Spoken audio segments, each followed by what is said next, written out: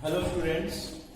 तो 11th bio में हमने लास्ट इंट्रोडक्शन लेक्चर लिया था, तो आपने थोड़ा उसको स्टडी भी किया होगा। अब हम कुछ साल से आपको टर्मिनोलॉजी जो है बायो की वो आपको बता रहा हूँ, जो बार बार आपके बुक आप पढ़ोगे तो उस टाइम बार बार वो डेफिनेशन कुछ टर्म्स ऐसी होगी जो बार बार आपके सामने आएगी। तो उनके कुछ टर्म्स जो है वो मैं आज आपको समझा रहा हूँ। तो लास्ट टाइम हमने पढ़ा था, उसमें आपको एक टर्म बताई थी मेटाबॉलिज्म। क्या बताया था? मेटाबॉलिज्म। तो मेटाबॉलिज्म स्टूडेंट्स क्या होता है? All the biochemical reactions take place within the living body. Living body में जितनी भी केमिकल रिएक्शंस होती हैं उन सभी को क्या बोलते हैं? मेटाबॉलिज्म या metabolic reaction. The total sum of all the biochemical reactions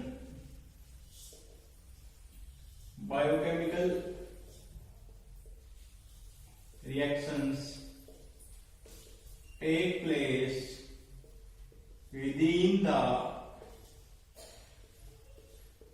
living body।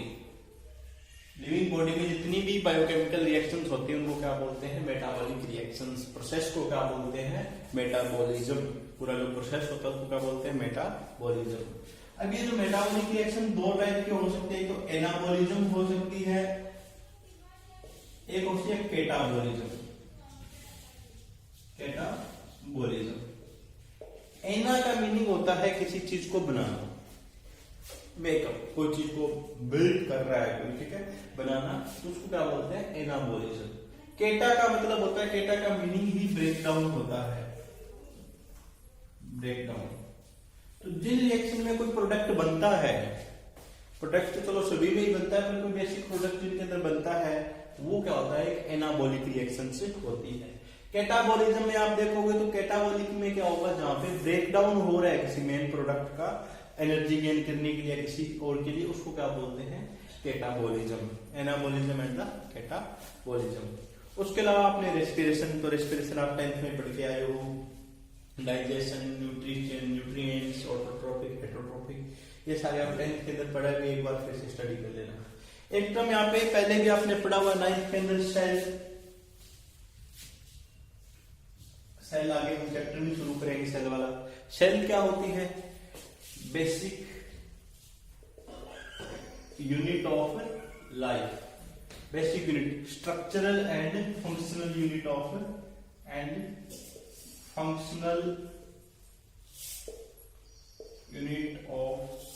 Life. ये सेल होती है। सेल की डिस्कवरी रॉबर्ट हुक ने की थी, याद होगा आपको।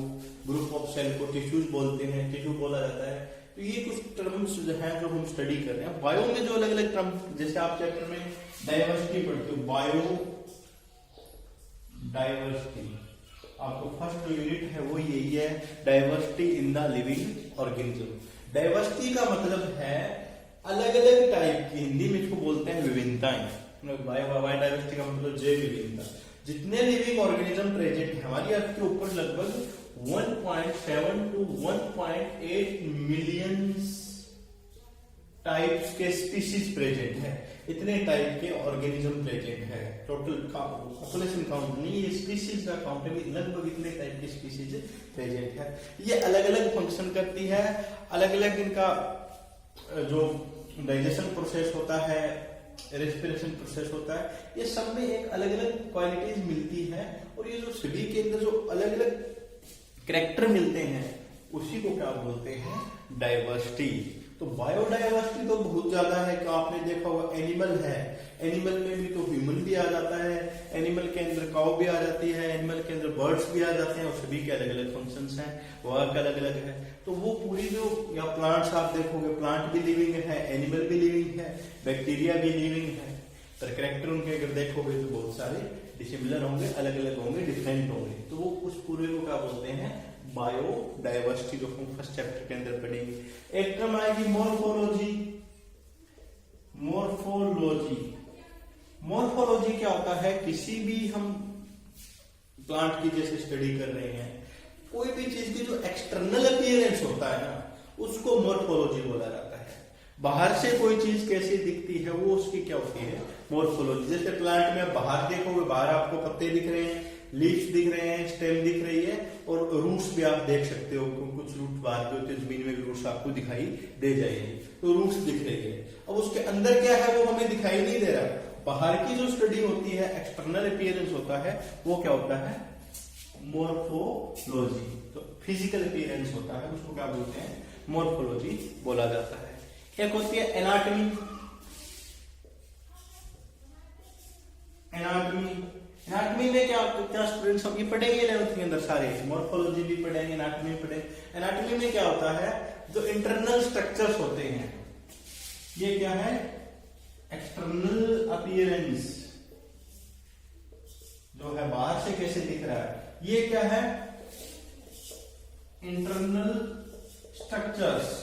अब अंदर जो प्लांट के टिश्यू है प्रेजेंट, आपने पढ़ा हुआ जाइलम प्रेजेंट होता है, फ्लोएम प्रेजेंट होता है, जाइलम के अलग बैंड होते हैं, फ्लोएम के अलग बैंड्स होते हैं, कैम्बियम। तो ये जो इंटरनल स्ट्रक्चर स्टडी करते हैं वो क्या होती है, एनाटॉमी होती है। एक इसके अंदर आप और स्टडी करोगे फिजियोलॉजी। फिजियोलॉजी बहुत इंपॉर्टेंट है, प्लांट की भी या एनिमल की भी, किसी की बात करें, इंटरनल स्ट्रक्चर्स तो स्टडी कर ही कर रहे हैं, उनके साथ इंटरनल स्ट्रक्चर में फंक्शन क्या क्या हो रहे हैं, एक्टिविटीज कैसे कैसे हो रही है। प्लांट्स, हमें ये तो पता है कि प्लांट्स रूट्स की हेल्प से सोइल से वाटर लेता है, ये हमें पता है। हमें ये भी पता है वाटर है वो क्या जाइलम के थ्रू ऊपर की तरफ जाता है, इतना पता है। पर जाइलम के थ्रू जाता कैसे है, वो प्रोसेस स्टडी करना होता है, उसे क्या बोलते हैं, फिजियोलॉजी। जाइलम में ऐसा क्या होगा, कैसे होगा, या न्यूट्रिएंट्स कैसे जाएंगे, वाटर अपटेक कैसे होगा, फूड अपटेक कैसे होगा, अलग अलग पार्ट में कैसे जाएगा, फोटोसिंथेसिस की रिएक्शन जो होती है उसमें कैसे कैसे प्रोसेस आएंगे, वो सारे फिजियोलॉजी में होंगे। वैसे हम एनिमल की भी पढ़ेंगे, हमारी लेवल में ह्यूमन फिजियोलॉजी है, तो ह्यूमन में आपने पहले ही आपने पढ़ा हुआ कि सर्कुलेटरी सिस्टम कैसे काम करता है, रेस्पिरेटरी सिस्टम कैसे काम करता है। ये जो इंटरनल जो रिएक्शंस होती है, इंटरनल फंक्शंस होते हैं, उसको क्या बोलते हैं, फिजियोलॉजी बोला जाता है। मोर्फोलॉजी, एनाटॉमी, फिजियोलॉजी, ये तीन जो, और डाइवर्सिटी अपना फर्स्ट यूनिट है, उसके बाद मॉर्फोलॉजी पढ़ेंगे, देन एनाटॉमी एंड फिजियोलॉजी। तो ये अलग अलग आपने कुछ टर्म्स है जो अभी आपने याद रखनी है, जो बार बार आपके सामने आएगी और आपने उनको याद करके रखना है। जैसे मेटाबॉलिज्म है, सेल है, टिश्यू है, बायोडाइवर्सिटी। अब आपसे अभी भी कोई पूछ ले तूने बायो ली है तो मॉर्फोलॉजी बताओ क्या होती है, एनाटॉमी क्या होती है, फिजियोलॉजी क्या है। ये कुछ टर्म्स जो बेसिक टर्म्स है जो आपने अभी स्टडी करनी है। आपने क्या करना है, एक बार सिर्फ बायोलॉजी का जो इंट्रोडक्शन है, फर्स्ट चैप्टर चाहे देख लो, द लिविंग वर्ल्ड है, उसके अंदर कुछ डेफिनेशन मिल जाएगी, लिविंग के कैरेक्टर्स मिल जाएंगे, उनको स्टडी कर लो। सेल वाले चैप्टर में से कुछ डेफिनेशन देखो, अभी उसको थोड़ा बेसिक उसको शुरू करो, फिर हम धीरे धीरे इस चैप्टर को क्या है, जो चैप्टर हम शुरू करेंगे उसको कंटिन्यूस प्रकार से करेंगे कि आपको इजीली चीजें एक बार समझ आ जाए।